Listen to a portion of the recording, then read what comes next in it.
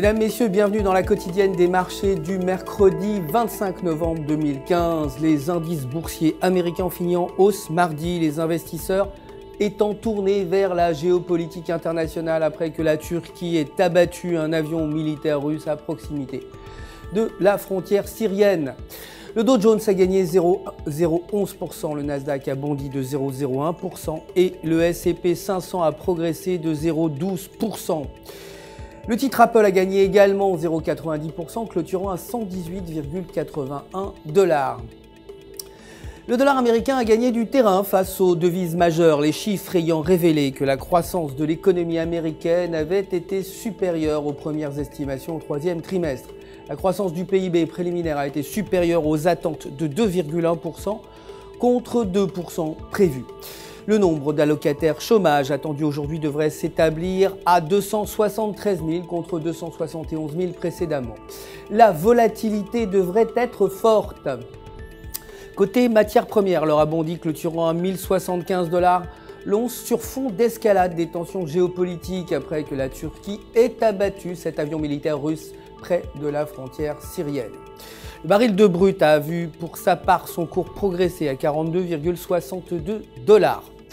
Côté devises, l'euro a fini en hausse face au dollar mardi, l'indice du climat des affaires IFO en Allemagne ayant été supérieur aux attentes à 109 points contre 108,3 points prévus.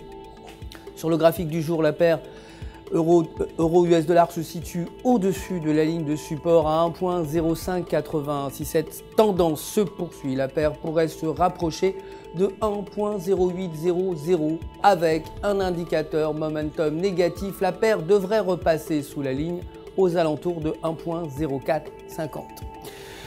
Côté livre sterling, elle a fini en baisse face au dollar sur le graphique de 1 heure. La paire livre US dollar reste sous la ligne de tendance baissière avec un indicateur RSI inférieur à 50.